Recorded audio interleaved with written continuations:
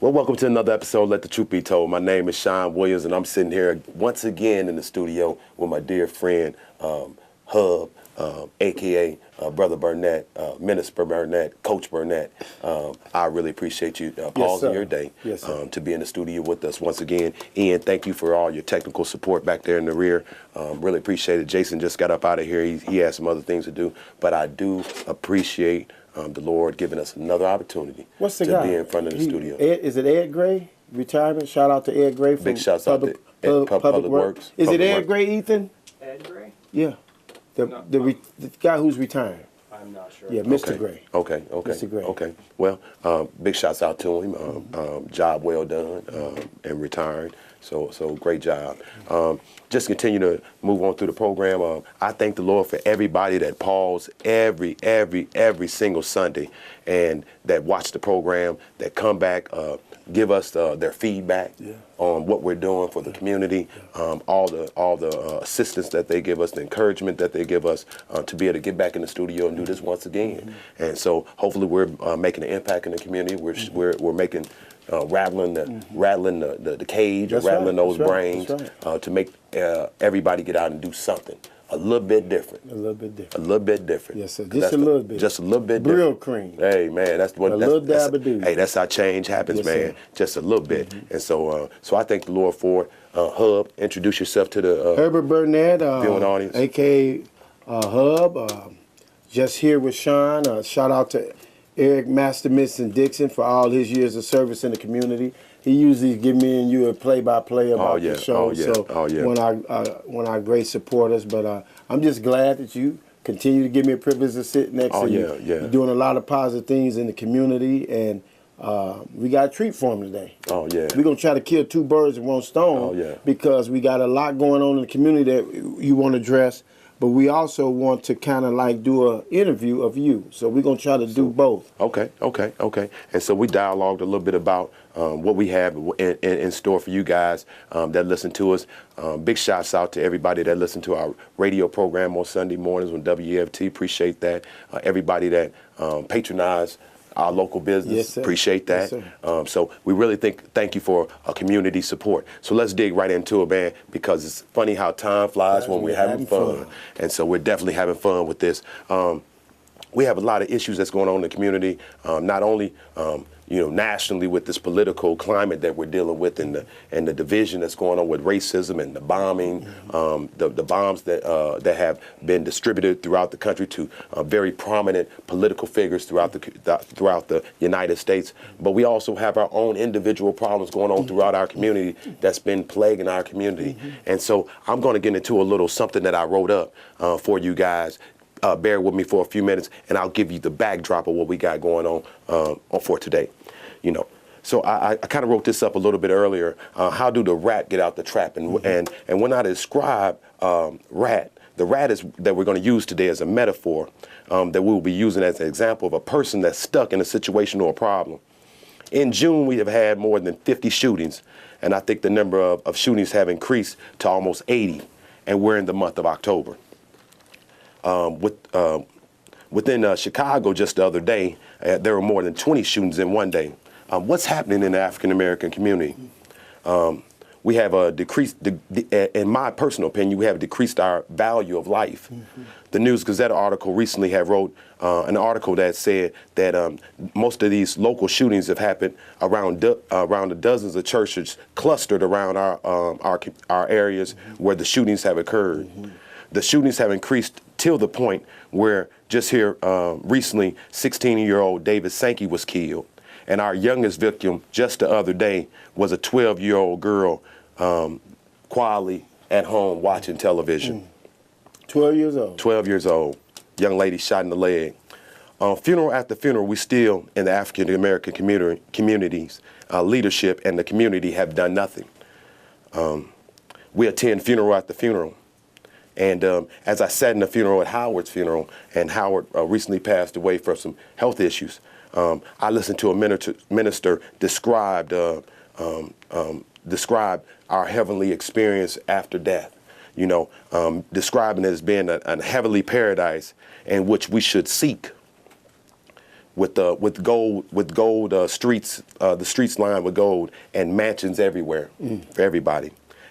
And as he ministered that, I listened to the crowd excited about dying, screaming to the top of their lungs, and screaming to the top of their lungs with excitement.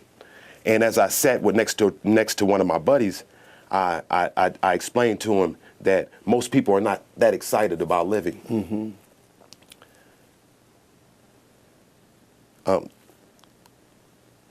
Can't live.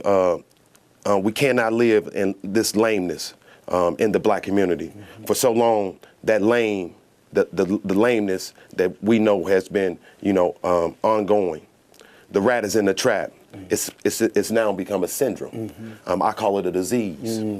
So many deaths that the kids and the community have adapted this notion that it's God's will and turned these people into heroes, martyrs, putting faces on T-shirts, while we're celebrating their anniversaries of the death and the dates of the dead person's birthdays, as part of a healing mechanism of personal therapy. That's deep. How do we get this rat out this trap? The wilderness is crying out for a voice, for help, day after day, night after night, year after year. We come before you today as living examples of rats being in the trap, and somehow we manage to wiggle our ways out of this so-called trap. And so, as we explain to you today, and we go back and forth dialogue and back and forth, we're no better than anybody else. We have been a part of this community since we were early on as childs.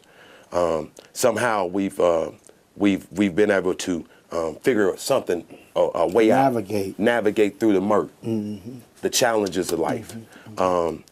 What old folks used to call it is that we got a crab in the bucket syndrome, where we're pulling each other down. But instead of pulling each other down now, we're slaying each other in the community, to the fact where it's even affecting the kids now. And so as we dialogue back and forth today, Brother Hub, I just wanted to kind of give a backdrop on the atmosphere and the environment and the climate that we're dealing with.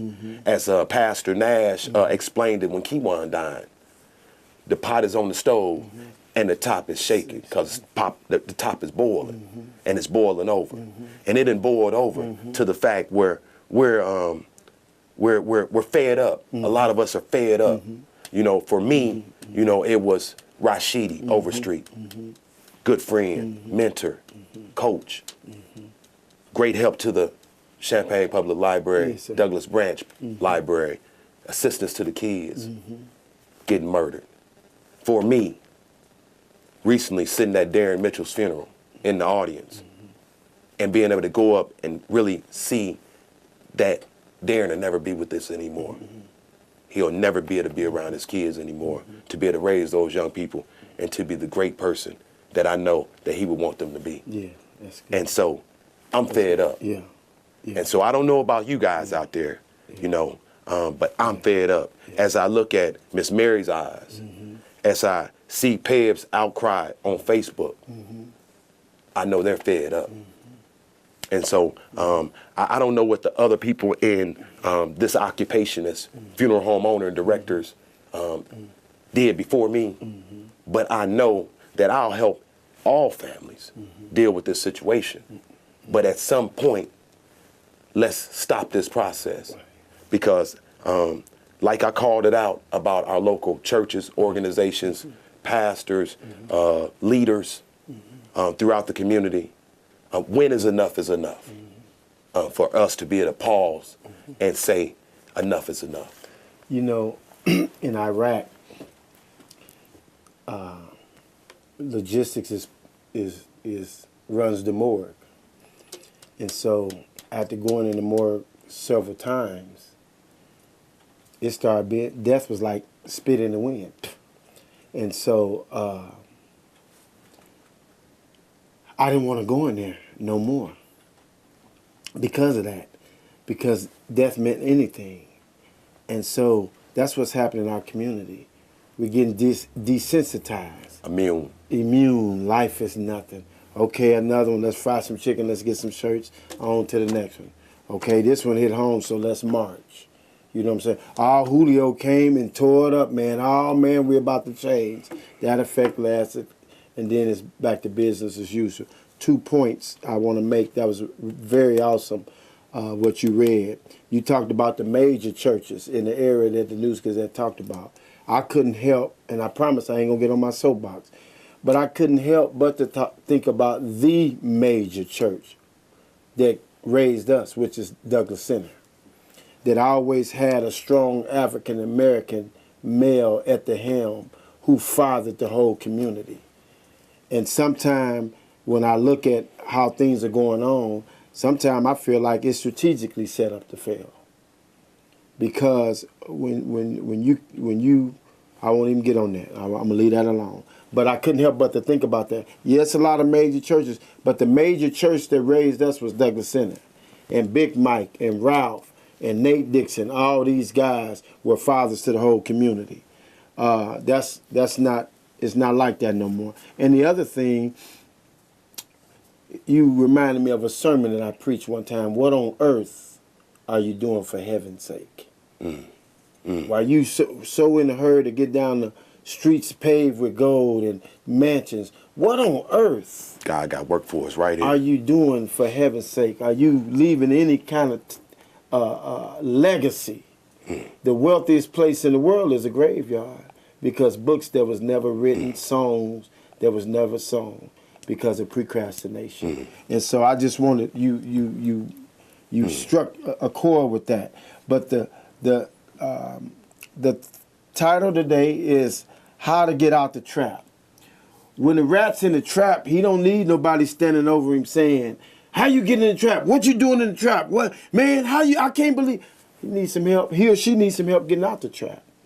And so when we were thinking about this, my whole ride from Eastern, I was sitting in class thinking, man, Sean is you're a perfect example, right? You are a perfect example of being able to navigate in all different situations.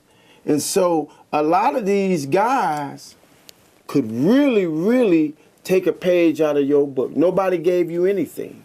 You went to the military, you came back here. And so we can still go back and forth, but I got some questions that I want to ask you, and then you can relate. And I'm praying that some of the guys that's doing this gun violence is looking at this on Facebook or maybe on TV, because please.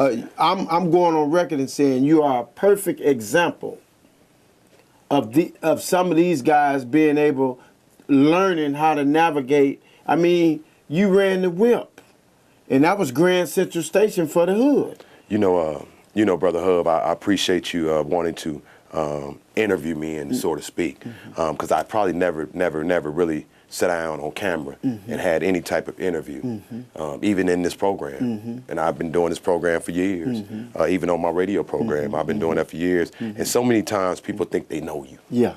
Yeah. You have an encounter with them at County Market. You have an encounter with them maybe at church. You know, they come get a haircut from you, but they really never know you. Right. You know, they really never know the inner things. And so many of us, we make it look good. Yeah. You know, even me, I make it look good. But deep down inside, you know, in order to keep from crying, you got to smile. Right.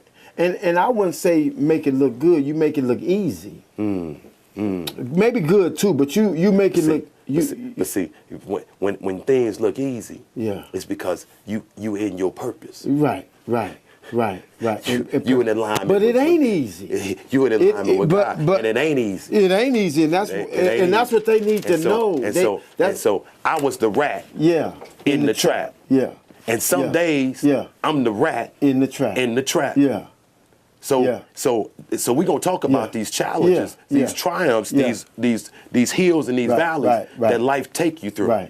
Because it's all about survival. The rat trying to survive, man. One thing you taught me is to spray my haterade on in the morning. Big Bill said, Hub, you take stuff too serious. He told me that a few months ago. There's something on Facebook, and he said, man, you take stuff too serious. Lighten up. Take it literally. Yeah, and personally, it ain't personal. And so, I got a couple of questions.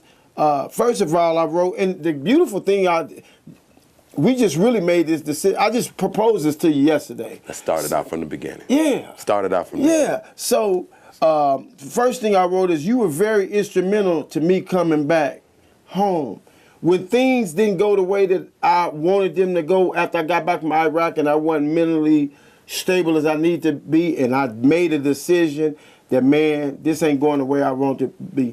I didn't think twice about coming home. And you know why? Because every time I was here, you slid that to me. Every time I came to the whip, everywhere I see you, you slid that to me. And what really confirmed that is when we were both in the military together, we was always home at the same time. And I'm thinking he ain't in the Army, you thinking I ain't in the Army, because we was always here.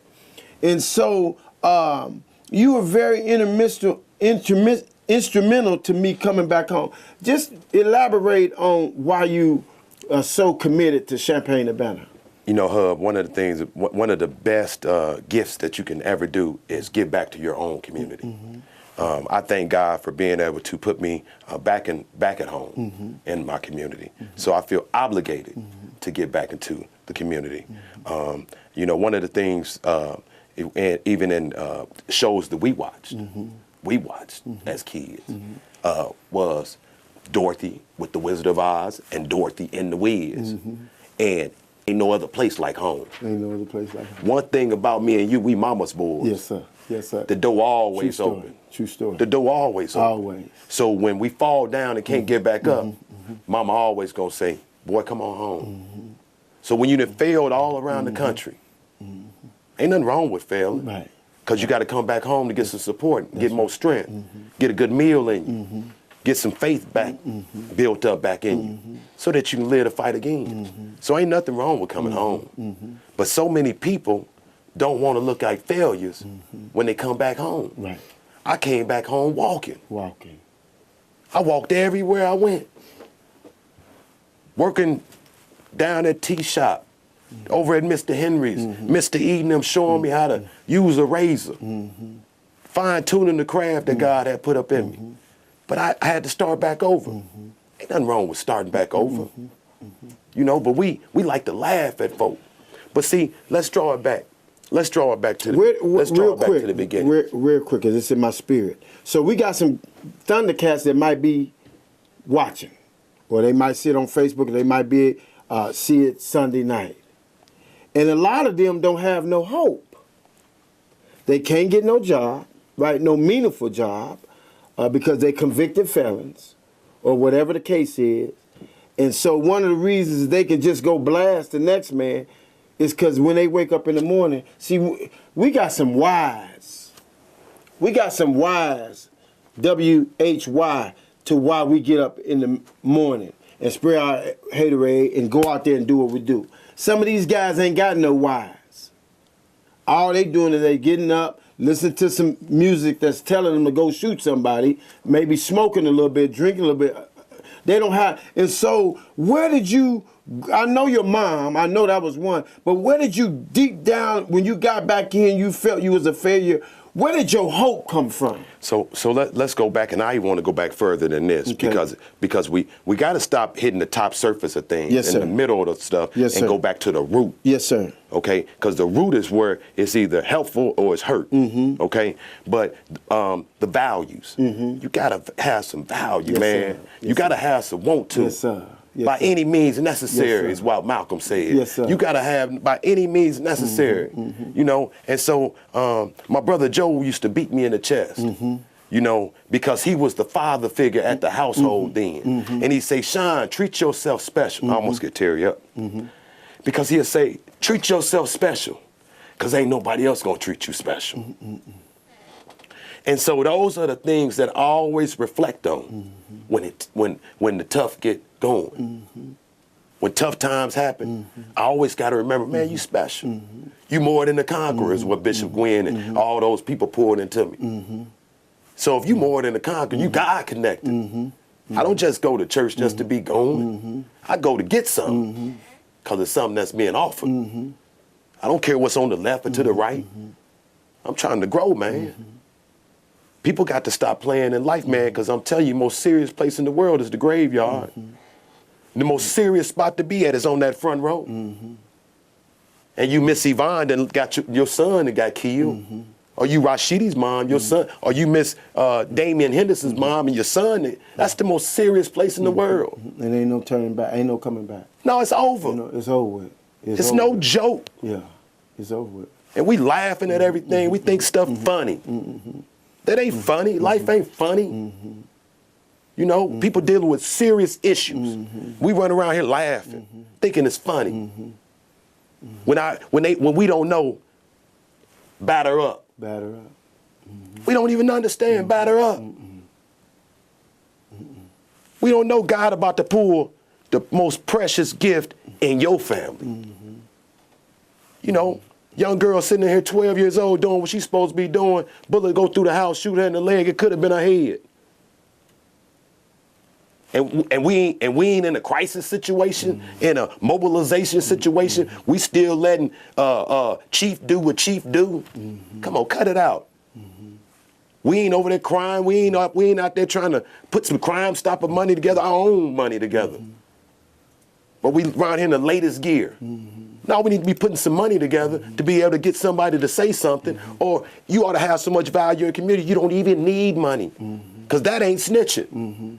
That's keeping it 100 loyal to your community. But let's go back even further, because people think you just showed up to the table where you at. I got a question to go back further. I got a couple of them. I got Hickory Street, I got T. Gray Shop, and I got AOH, Bishop Wright. You getting warm. Okay. You getting warm. So you want to go back before we going right before AOH. Okay. So because people don't know your struggles. And I want you to know my struggles, right? Because people see you and they see you ride and they see you doing this and you smile, you know. But we all had to come over something. We had to overcome stuff. And I ain't gonna say that it's easy and overcoming. You got to learn how to deal with it and still keep it moving. So as we get ready to go into a December season here shortly, okay? So in December 1975. December the 22nd, to be exact, we lost one of my brothers, my mom's son, James Arthur Jones, 19 years old, going to Parkland College. We was impoverished family at the time.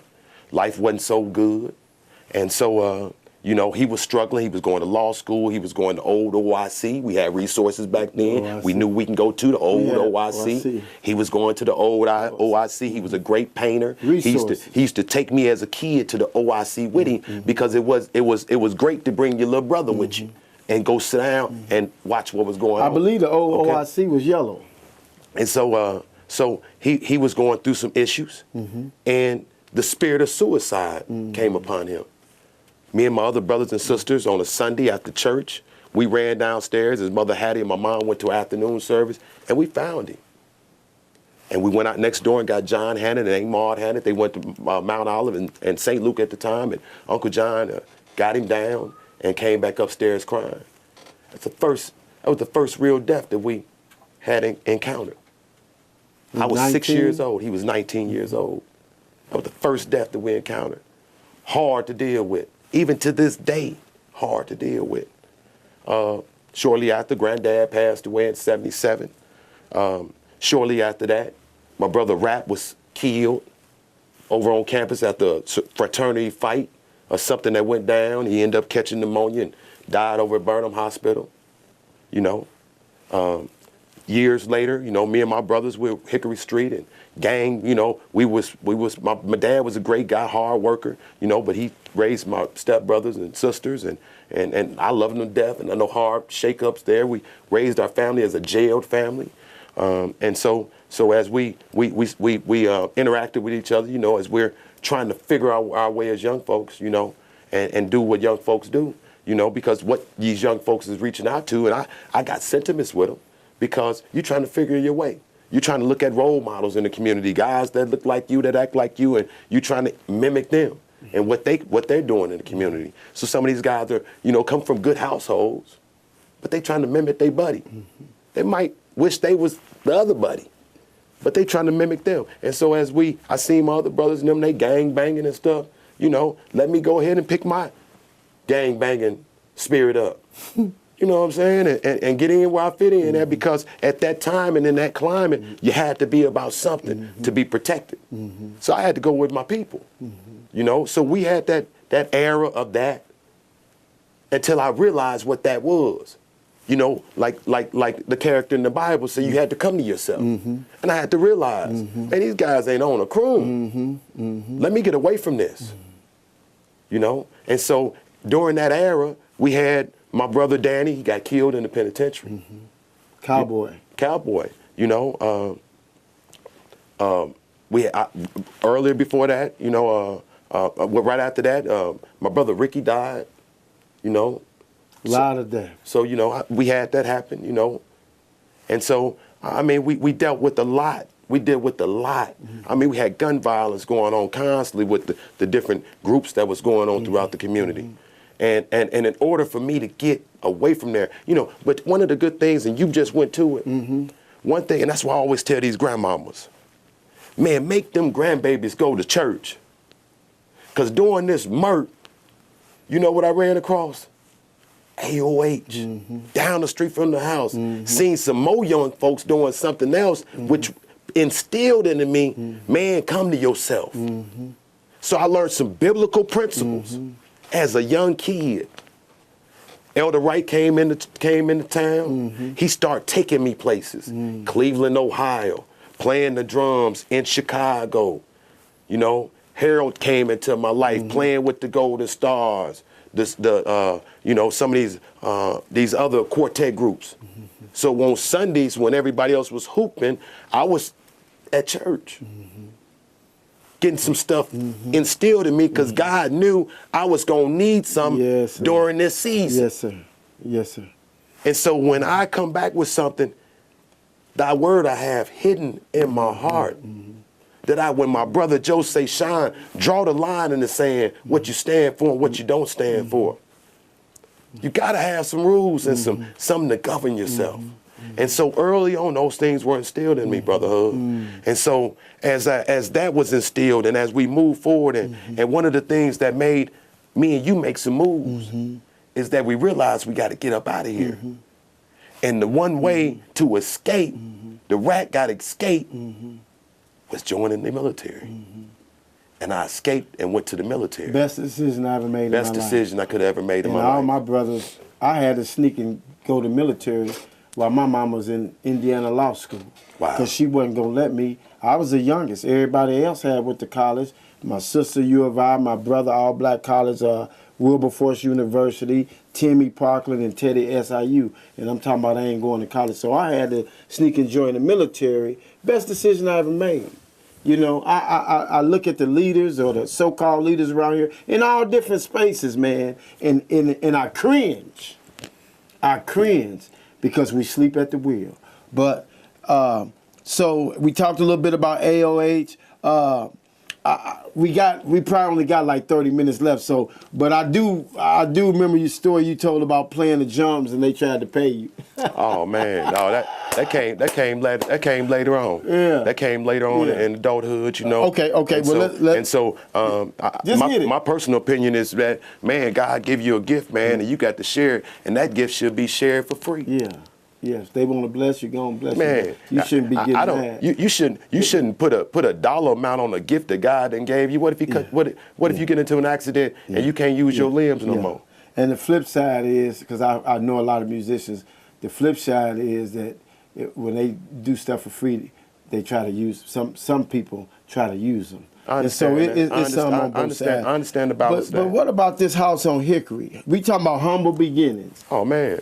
What about the house on Hickory? I call, you know, I love my brothers to death, man. All of them. Every last one. I'm so proud of my brothers. I don't know what to do. And I'm talking about the house you was. But one of the things about it, I had a 1-bedroom upstairs. My buddy Peter used to laugh at me back then and said, "Man, your house so small, I can tell when you're at home because your feet hanging out the window." You know, and but Hickory was a training ground for me. And it built character. It was a training ground. Man, one of the biggest attributes that I try to instill in my life right now is humility. Right. So some of these guys that's out here not having hope, they might see you living and driving good now, but they don't know the Hickory they don't know the Hickory experience. Man, Say you used to, you could tell when you was home because your feet would be out the window. Let me tell you some of the biggest things about Hickory Street. We had love on Hickory Street, man. My stepmom, Miss Esther, I had two mamas. My stepmom, Miss Estelle Williams, she looked out for me as though I was her own son. My sister was Big Mama. My sister Cora, she was Big Mama. She fed everybody. She worked hard for the University of Illinois in the kitchen, and she'll come home and work hard for everybody on Hickory Street. Everybody knew that they can come get a meal. You know, everybody knew that all my brother's friends could have some place to lay their head. Even though through the chaos and the confusion and the stuff that was going on. And it was good principles of life that was being taught over there too, along with all the other stuff. And that's what we see some of our young people, but we don't have big mamas like we used to have no more. You know? We don't have a lot of that stuff. You know, we don't have, like my brother Joe, when we coming through, and I'm saying about my brother Joe, he wanted to see me be great. Great, that's right. You know, you got big brothers right now putting the pack in their little brother hand. Yes, sir.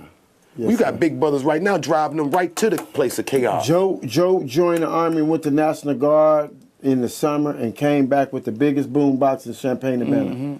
And we used to argue who was going to carry the I was proud of him when he did that. I was proud of my big brother when he came back. He came back a man. Yes, sir. Yes, sir. Left as a boy and came back as a man. Let's rewind a little bit back, because this is what the people who not from here, they don't understand this. And I'm really passionate about it. And so I'm finna throw a little, I ain't gonna even throw a jab. I want people to understand why I'm so passionate about this subject. So I'm gonna take you back to your younger days. I could say 2 words or 4 words. First shot, first down. Oh, that's Douglas Center all day long.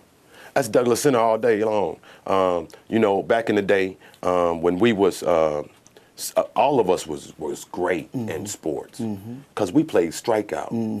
We went to Dunbar Court and we ain't have no basketball rim. Only thing the scoop them put up there was milk crate. We had a milk crate that we shot into the sun went down. On the wire of the telephone pole. Man, come on, man. Hang it up there. Come on, man. Yeah. That's what we played on. Yeah. So when we got the real equipment, we was already good. We played killed a man on the side of the street. Yes, sir. So yes, sir. all of my buddies, Ben, Smoke, everybody was good. Yeah.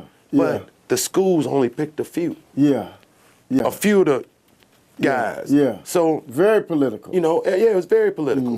And especially if your mama was hard working, couldn't make it to the meeting. You was pop. You was pop. Yeah. I was dead in the water. Yeah. So where I got my fun out of, as soon as I got out of school, you know, I was young. I want to play with the big guys. Yeah. I had to get there early. Yes, sir. And when I got there early, I already knew Chris Lipscomb and all them other guys, they was going to be trying to buffalo. Yes, sir. Because that's what they did. Right. And what I would do is I would make sure that I got first shot and first downs. Because if I got first shot, I get to pick my team. That's right. That's right. And I'm trying to get Buck. Right. I'm trying to get all these guys that can defend me against these other tough guys. Yes, sir. Yes, because sir. not only were they good basketball players, they was good bullies. But I needed Pootie and Biggin. Yeah. Because they was a tag team. Yeah. They weren't finna get bullied together. Not together.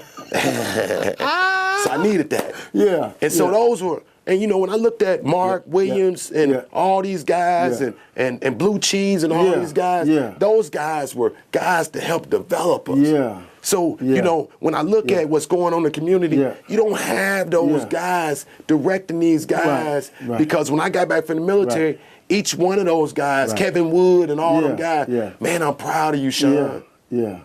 I'm proud of you. Yeah. You know, you had everybody like somebody to cheer them on. That's right. We all human. We all want somebody. We all want somebody to say and so our when name. you ain't got a cheering section, when your daddy say you ain't gonna be nothing, cause he gone, he out of there. Yeah. When your mama, she done told you this, you that, just like your no good daddy. Your brothers and sisters, they trying to figure it out themselves, and your community, and your school district, then threw you away to alternative school. Yeah, we gonna you hitting some good stuff. It was a safe haven. You see what I'm saying?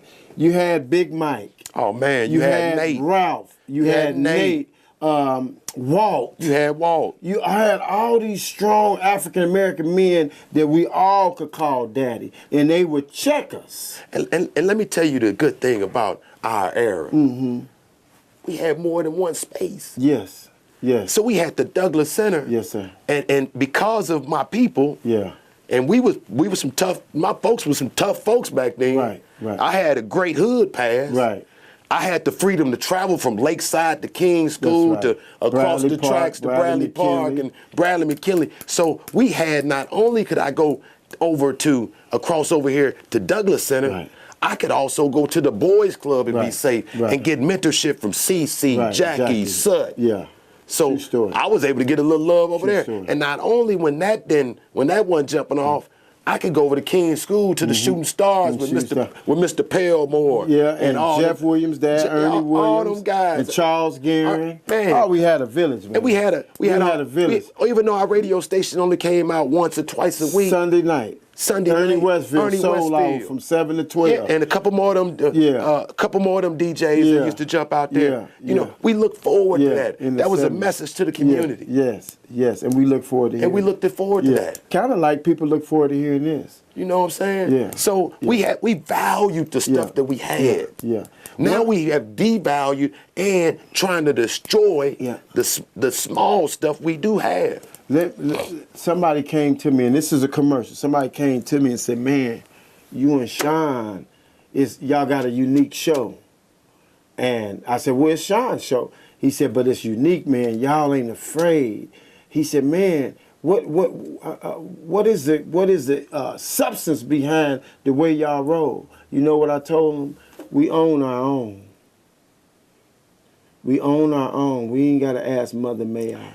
And it's some power in owning your own. And I always talk about, with 14 years in the Army, I was gonna get out when I opened my clothing store, but my dad said, finish up your retirement. Whatever money is there that you think you're missing, it'll be there after. But you need to make sure that you get your pension. You see what I'm saying? Let me tell you something, Hub. One thing about it, man. John Lee told me this, man. When a man somewhat... Hold on, let me warn you. Put your seatbelts on. Put your seatbelt, because I already know what he's going to say, and some of y'all ain't going to be able to handle this, so put your seatbelts on. You know, okay. So John Lee tells me, and me and John Lee, we have friction sometimes, you know, about the way our community should be. But you can learn something from everybody, man. Yeah. And John Lee told me at the Legion one night sitting at a table, he said, Sean, let me tell you this. He said, man, if a man somewhat pay you, he somewhat own you. You got to stop prostituting yourself, giving away your values, giving away everything, giving away your community over $1, man, and then get right in there talking about how God own everything and He's your this and He's your that. You don't even believe that. I heard Louis Farrakhan say a couple of weeks ago, these rappers get on their music and degrade the women, call them B's and H's. And then when the people give them an award, a Grammy or whatever, they get up there and thank God. Thank God. Thank I God. said, wow, that's so heavy. But you done just degraded. And it sold the community out. Yeah. NBA players, NFL players, and all this stuff. Yeah. Got a young man running around here thinking sagging is cool. Yeah. Man, you got $50 million. Yeah. This young man trying to go to high school, he looking at you, your head nappy, he ain't got a haircut in 4 years. He don't even brush his teeth no more because he don't feel good. You know, come on, man. We losing. I feel like it's worse now in school than it was when we was in school. Yeah, because we trying to work off an old system that don't work. Tell me about the teacher that really motivated you by saying something negative. Oh yeah, so as I use the analogy and I bring it up to speed to what the kids are dealing with today, because these kids are so high tech. Even the babies, my grandbaby is high tech. Moving the phone around, even at 1.5 years old, know how to scroll the phone. So these kids are so high tech, you born them. They bored. They bored. You got to get more advanced with the technology that's going on. More advanced. I mean, and so as we were kids, you know, even a lot of that stuff that we were, you know, me and my girl just talking about it. You know, you got a problem that you're trying to solve, math problem, and you saying if Johnny took this and then gave it to Jill, and Jill gave it to Jack, and then the Siamese kidney end up getting it, what that mean? You done bored me to death, man. Matter of fact, it's just A. I ain't got time for that. Because obviously, I'm not going to be successful anyway because you're going to confuse me to thinking I can't do this. You ain't put it in my language. We don't got a Jack, Johnny, or Siamese kidney in the hood. And I'm not going to do this anyway. Matter of fact, I'm going to work at Alloys or Craft when I get up out of here. I don't think that's one of the questions they going to ask me. That's the way we feeling in the community. You got to put it to something where we get. And when that teacher said that to me. What'd she say? She said, Sean, you'll never be anything. You'll be dead or in jail. People claiming stuff on your future and your life, man. Instead of her saying, you know what, I'm going to come to school 30 minutes early, and I'm going to invite Sean to come in my office, and I'm going to be his personal mentor. What you getting paid for? I mean, we got teachers right now rallying around getting a raise. But how many have y'all got outside the box? One of the biggest things that I found out about church and community and people and stuff like that is everybody want a blessing, but don't nobody want to be one. Everybody want a blessing. Bless me, oh me, man, I'm not getting this, I'm not getting that. Well, man, you better do what we did and smelt the coffee and go get your own, start your own. If you that great teacher and you got that compassion out there, get your own private school going on, get your own this going on, get your own after school program going on. When I moved back here, and I won't put him on blast, but one of my childhood friends who doing very well, educator. I said, hey man, hook me up with a job, and he told me, you got to get in with your feet in around here. You got to create your own. You know what? I didn't take offense to that. You ain't got to tell me twice. You ain't got to tell me twice. I started following you around after Kiwan. I said, man, these people sleep at the well. I did a battle damage assessment. And you know what? And one of the good things that you said, I started following you around. Yeah. Okay? So we'll see somebody on the move in the community. Yeah. And instead of saying, I'm going to follow them around, we rather tear them down. No, instead that's why we see at this what's table going now. on. Yeah. And jump on board. Hey, man, look, what can I do to help you out? Yeah. Matter of fact, I got 2 free hours tomorrow. Yeah. What time can we meet? Yeah. What time can we dialogue back and forth? Because, man, I see what you own, and I want to be on what you own. I was selling Obama shirts and all that, and so I just kept my trunk ready. But I was rolling with you okay, we got to be here. We got to be there. You was giving up cutting. Yeah. And so in my mind, if he got all these people, he cutting. If he taking a break to go to this meeting, I'm going with him. I'm going to close my trunk, and I'm going with you. Because I was watching. But all the time, I'm looking at the situation different than others because I got 20 years in the military, 2 tours in war. So I was looking at it different than Arthur Culver was looking at it. You see what I'm saying? I was listening different. And for about a year, we disagreed. I'm steady telling you his leadership. You said, no, I can't remember what you said it was. But one night about 12 o'clock. When Meeks came to town. Yeah, you said, it's leadership. And it's still leadership. A wizard with a wand that don't know what to do with it. Don't know what to do with it. A wizard with a wand, man. When Meeks came to town to do the funeral, he just got up there. He wasn't flamboyant, but you were so programmed on people saying, say yeah! Taking loud, talking loud, you not were saying man, Hub, Meeks ain't do nothing. I thought you said Meeks is good. And my reply was, it ain't what he doing. Listen to this. Listen, because this was 10 years ago. It ain't what he doing that's in the pulpit. It's what he doing in the community. See, he didn't get up there like some of these guys around here, nah. He said boom, boom, boom, boom, boom, boom, boom, boom. But then when he leave the huddle, he going to play the game. He want to play the game. No, y'all ain't finna sell nothing else around here. We drying all this up. All you crackheads gotta go. All you people that's selling the alcohol, you ain't putting no money back in the community. You got to go. Yeah. Instead of getting in the bed with them like some of our guys do. They get in the bed with them. You know, and man, that particular night, you know, it was so many kids in our focus, man. I mean, we had 1,500 kids, man. We seen the fear of even officers, man, that night. But I mean, but the one thing that was very powerful that particular night, man, we had a unified young people's voice and message that night, man, that we tired of the abuse. We tired of the abuse. And even if we can get that togetherness to this day, where we get on something positive for our community, all the young folks that rallied with us that night can each one teach one. Can grab another young person in this community, you know what I'm saying? Because as my brother A-Dub told me, and I talked about leadership, he said, Sean, you the leader. I'm looking for somebody else to move they wand when I need to move my own wand. That's right. That's right. Instead of me, and so now I got to move my own wand. That's right. Create my own base, because I don't have to go to somebody else. See, we've been so programmed over the years, if somebody gets sick, I need to call Pastor so-and-so. That's right. Instead of dropping down on my own knees and saying, it's me, oh Lord, standing in the need of prayer. Right. I don't need to go through dude, that is going to go through dude, that's going to tell them he can't make it. Right. And then think my message can't get to God. Right, right. The Bible says, work out your own soul salvation with fear and trembling. Man. And then another thing before we get off this radio, man. How much time we got, television program. Before we get off this television program, you know. You guys have about 13 minutes. Okay. Before we get off this television program this evening, is that I want to elaborate on the fact that, you know, I ain't been to no college. That's my next point. Okay, let me say this and then you go.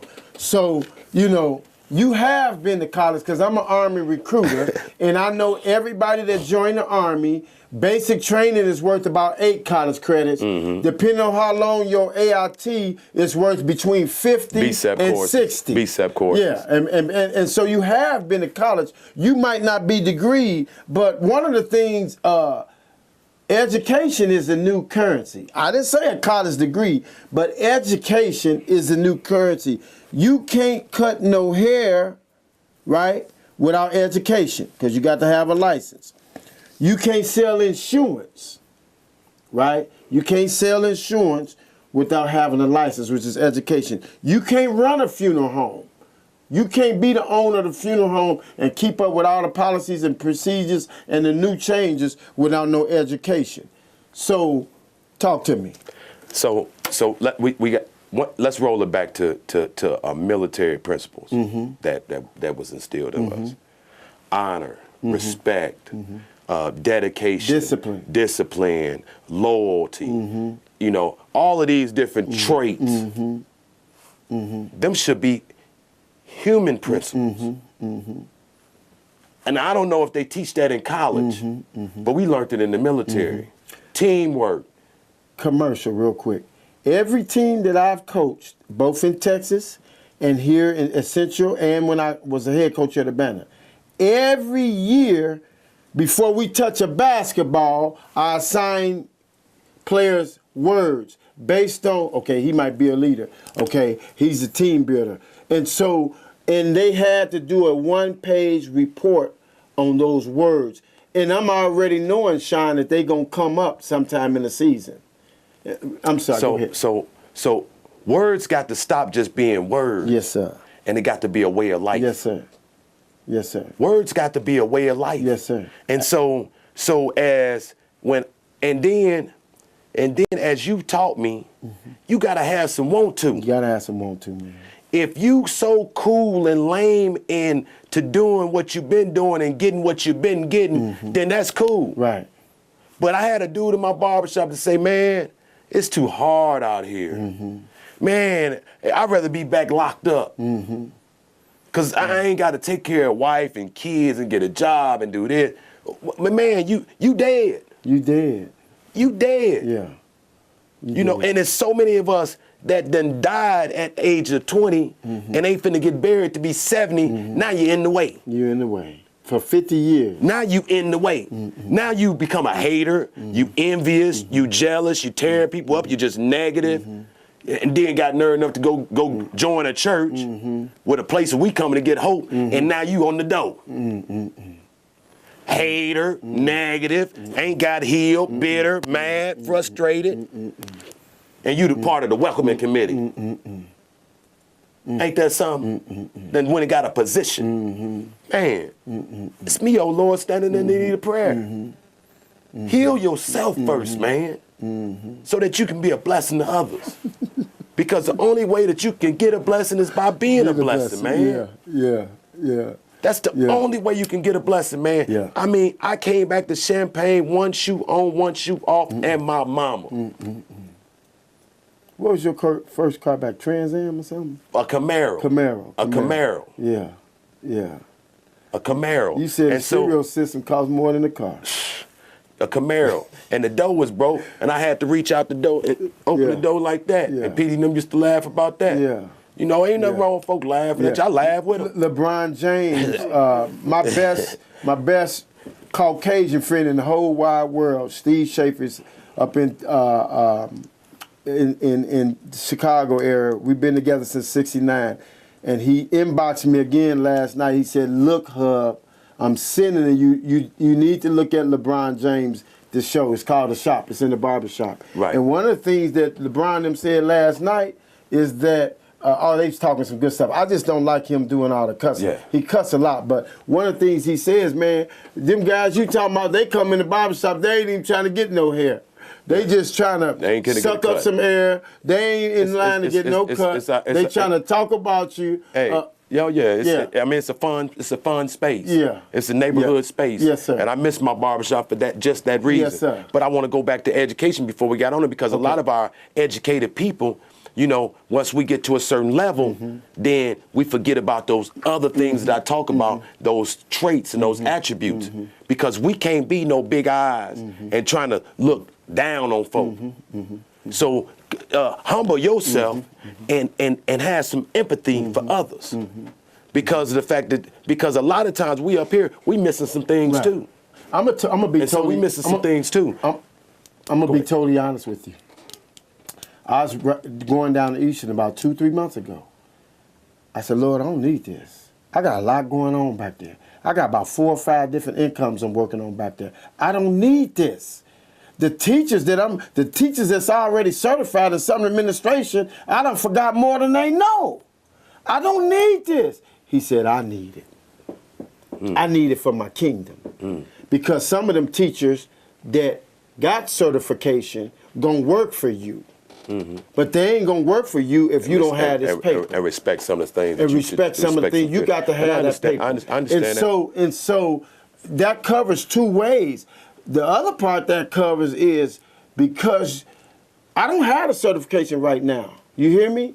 But I know how to deal with kids. And I know how to get kids to learn. I'm gonna say this and I'm done. You were talking earlier about the kids are bored. But part of the reasons the kids are bored is because the teachers don't know how to relate with them, so therefore they don't know how to teach them. You see what I'm saying? It ain't that the teacher don't know what she's doing, she just don't know how to teach them the way they need to be taught. Paul said, I become all things to all men that I might win some.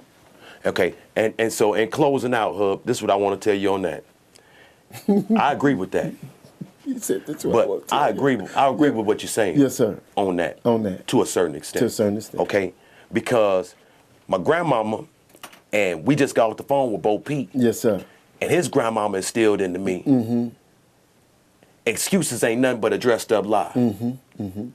If I'm investing in the Johnny, and this my son, you gonna go to school and you gonna learn something. And you gonna respect them people that's trying to teach you something. Ain't nowhere in the world I'm telling my son at this day and age, 2018, that you are, and be in agreement with them, going to school, starting a major fight, disruption, all of this stuff with police shootings and kids getting arrested and all of these different dynamics, because it ain't time out no more. It ain't just the teacher telling you and never be anything and go back to class. It's that they doing the paperwork and everything so you never be anything because you got a felony that you got hanging over your head. Question. Honestly, I want you to answer this Yes, question sir. on TV. Yes, sir. If you was in them schools that's doing the fighting, would it be all that fighting?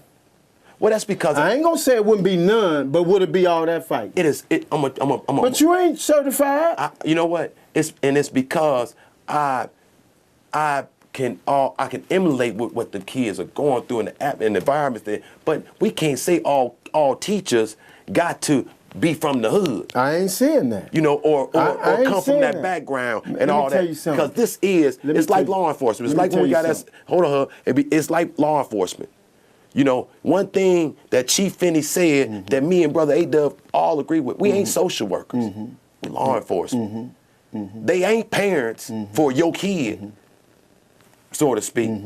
They're educators. As a coach, I'm a pastor, I'm a father, I'm a social worker, I'm law enforcement, I'm all that. That's when but you let go, me clear that's it. when you're going above. Let me make sure you. See, we let called the it in the record reflect. military going above and beyond the call of duty. The Bible called it your reasonable service. So I'm gonna go with the Bible over the military.